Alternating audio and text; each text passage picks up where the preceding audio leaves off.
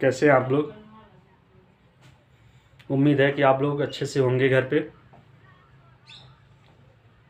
English की ये मेरी दूसरी वीडियो है और इस वीडियो में हम लोग सीखेंगे काइंड्स ऑफ सेंटेंस।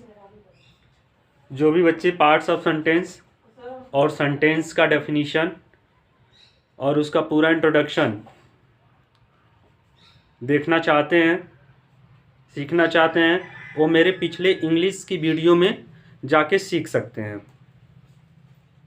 ओके बच्चों, और इस वीडियो में हम लोग सीखेंगे kinds of sentence. Then first, there are 4 kinds of sentence: assertive sentence, interrogative sentence, imperative sentence and exclamatory sentence. Okay, अभी आप लोग इसके बारे में डेफिनेशन सीख लीजिए। उसके बारे में मैं एक एक चीज को एक्सप्लेन करूंगा अपने शब्दों में, वहां से आप आसानी से समझ जाएंगे। Assertive sentence, a sentence that makes a statement is called an assertive. एक सेंटेंस दैट्स मेक स्टेटमेंट्स, जो कि किसी कथन को बताता है या किसी के बारे में बताता है, वो क्या होता है, इज कॉल्ड असर्टिव। से हम लोग असर्टिव, असर्टिव मतलब क्या होता है, साधारण वाक्य। असर्टिव सेंटेंस को क्या कहते हैं, साधारण वाक्य कहते हैं। ओके बच्चों, interrogative sentence, interrogative sentence, a sentence that ask a question. अगर कोई सेंटेंस क्वेश्चन मतलब प्रश्न पूछ रहा है ना, तो उसको हम लोग कौन सा सेंटेंस कहते हैं, इंट्रोगेटिव सेंटेंस। अभी हम लोग सीखेंगे, यू डोंट वरी, आप लोग चिंता ना करिए। अभी हम लोग सीखेंगे एग्जाम्पल के साथ, वहां से आप लोगों को एकदम पूरा क्लियरली समझ में आ जाएगा। Imperative sentence, a sentence that express command is called an imperative sentence. इसमें क्या होता है, कमांड भी कर सकता है, ऑर्डर भी कर सकता है, रिक्वेस्ट भी कर सकता है, एडवाइस भी दे सकता है, सजेशन भी कर सकता है, ठीक है ना। Exclamatory sentence, a sentence that express a strong feeling is called an exclamatory sentence. जो क्या करता हो, ओके तो एक्सक्लेमेटरी सेंटेंस क्या होता है, एक्सक्लेमेटरी सेंटेंस उसे कहते हैं जो हृदय के गंभीर भाव को व्यक्त करे, सडन फीलिंग। ओके, उसको एक्सक्लेमेटरी सेंटेंस कहते हैं। ओके बच्चों, समझ में आया। ओके, अब इसको हम लोग और विस्तार से समझते हैं ताकि हमारे किसी बच्चे को कोई कंफ्यूजन न रहे। हमने क्या सीखा स्टेटमेंट के बारे में, और स्टेटमेंट के बारे में हमने यह सीखा कि स्टेटमेंट्स वे वाक्य होते हैं जो हमें किसी कथन के बारे में बताते हैं या सूचना देते हैं।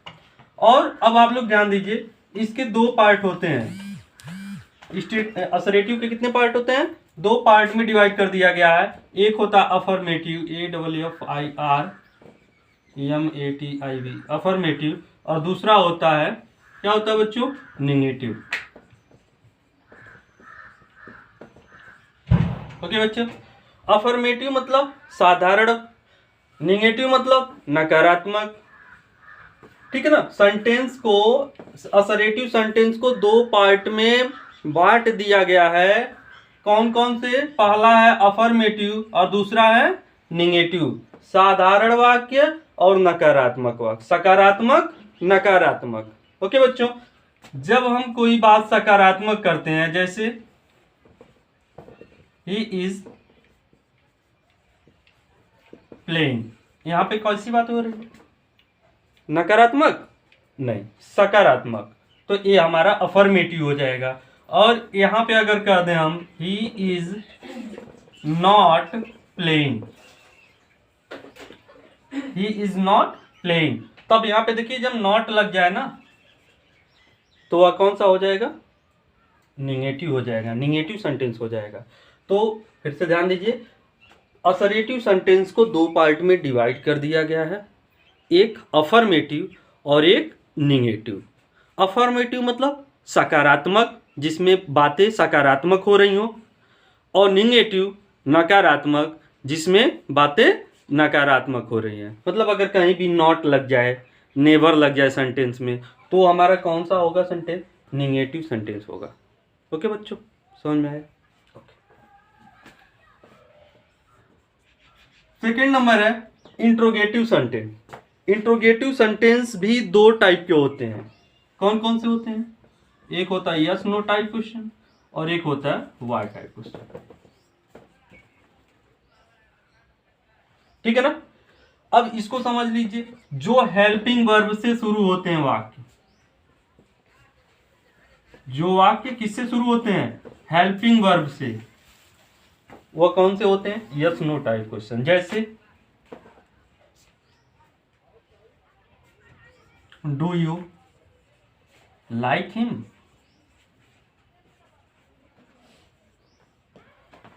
Do you like him. तो अब इसमें क्या किया जाता है?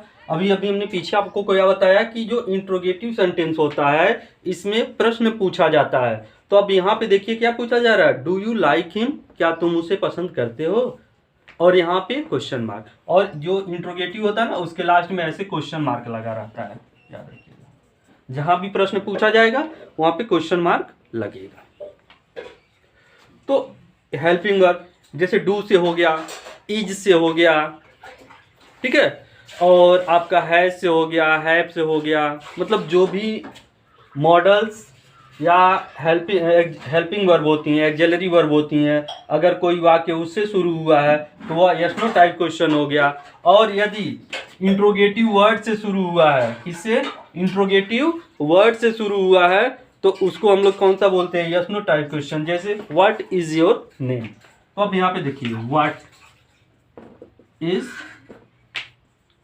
योर नेम, यहाँ पे प्रश्न पूछा जा रहा है ना बच्चों, तो यहाँ पे क्वेश्चन मार्क डाल देंगे। ओके, तो व्हाट इज योर नेम।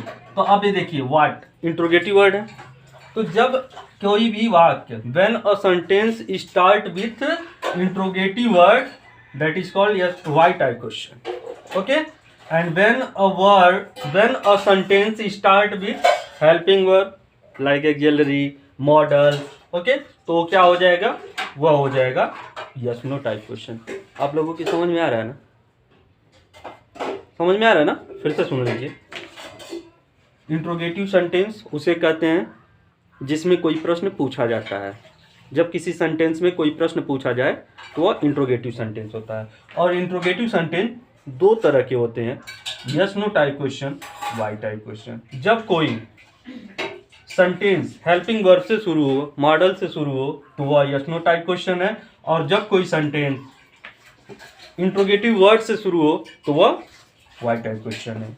अब और देख लीजिए, where do you live, where do you live, तो ये वाक्य किससे शुरू है? सेंटेंस वेयर, और वेयर क्या है? इंट्रोगेटिव वर्ड है, तो इसलिए यह वाई टाइप क्वेश्चन। और भी ले लीजिए,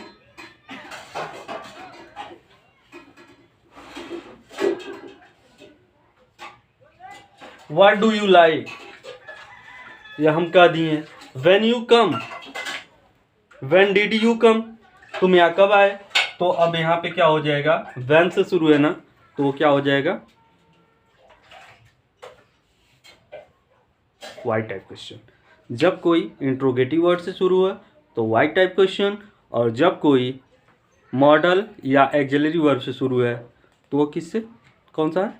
yes no type question. Okay, अब तीसरा नंबर पे आइए। तीसरा नंबर हमारा इंपरेटिव सेंटेंस। इंपरेटिव सेंटेंस में क्या होता है? इसमें ऑर्डर दिया जाता है, रिक्वेस्ट किया जाता है, एडवाइस दिया जाता है, ओके, कमांड किया जाता है, सजेशन दिया जाता है। तो जिन वाक्यों में ऑर्डर दिया जाए, रिक्वेस्ट किया जाए, एडवाइस दिया जाए, सजेशन दिया जाए, वो सब वाक्य कौन से होते हैं? इंपरेटिव सेंटेंस कहलाते हैं। ओके बच्चों, और इस वाक्य के अंत में भी हम लोग फुल स्टॉप ही लगाते हैं। अब समझिएगा, मैंने कहा कम हियर, या हमने कहा गो फ्रॉम हियर, यहाँ से चले जाओ, तो ऑर्डर दे दिया ना, तो ये कौन सा sentence? Go from here, imperative sentence हो गया। नेवर गो देयर, वहां कभी मत जाओ, या मैंने दूसरे तरीके में कह दिया please give me a glass of water, कृपया मुझे एक गिलास पानी दे दीजिए। तो please give me a glass of water जो हो गया वो कौन सा सेंटेंस हो गया, वह इंपरेटिव सेंटेंस हो गया। क्यों?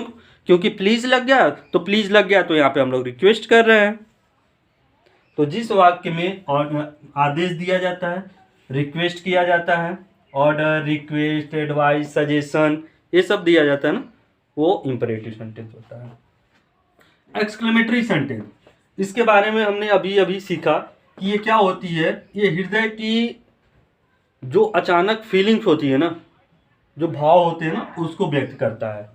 जैसे मान लीजिए हम जा रहे हैं बहुत मस्ती में एक गाना गाते हुए जा रहे हैं।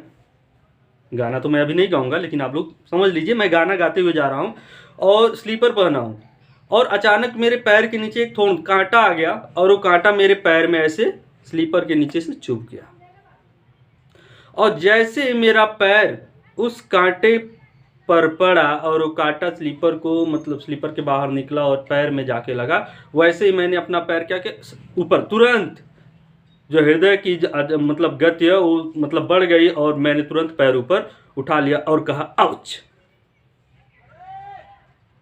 समझ में आ रहा है ना? तो ये जो फीलिंग्स है वही क्या है, एक्सक्लेमेटरी है। और इसके लास्ट में एक्सक्लेमेशन का यूज किया जाता है, लाइक दिस। अब आगे समझिए, हम लोग मैच देख रहे हैं, इंडिया और पाकिस्तान का मैच आ रहा है, और समझ लीजिए वर्ल्ड कप का फाइनल है, और एक बॉल पे 4 रन चाहिए और विराट कोहली स्ट्राइक पे है। उस समय आप लोग देखे होंगे तो सबकी निगाहें एकदम, और सबके मन में यही होता है कि इस बॉल पे क्या होने वाला है। और बॉलिंग कर रहे हैं शाहीन अफरीदी, इस समय पाकिस्तान के खिलाड़ी हैं शाहीन अफरीदी, अच्छा बॉलिंग करते हैं, और उनके सामने विराट कोहली, और एक बॉल में 4 रन चाहिए वर्ल्ड कप को जीतने के लिए। अब उस समय सबके हृदय की जो मतलब धड़कनें होती है ना, एक तरह से रुक सी जाती है कि इस बॉल पे क्या होगा।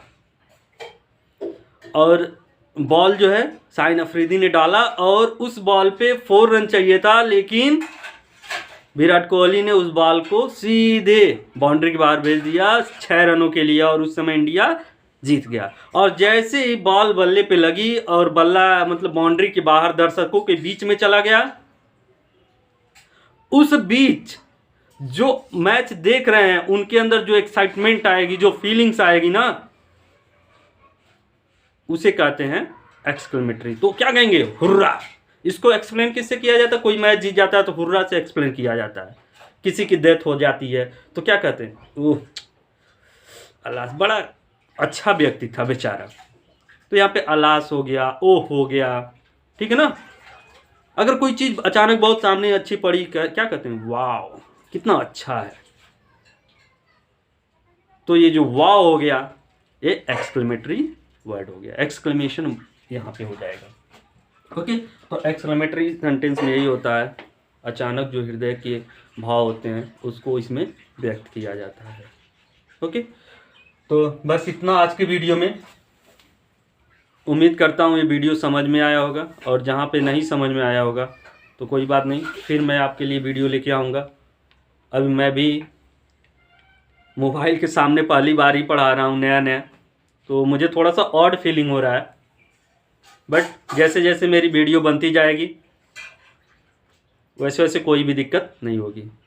आप लोग अपने दोस्तों के साथ ज़्यादा से ज़्यादा इसको शेयर कीजिए, और जो लोग मेरे इस चैनल पे नए हैं वे मेरे चैनल को सब्सक्राइब करना ना भूलें।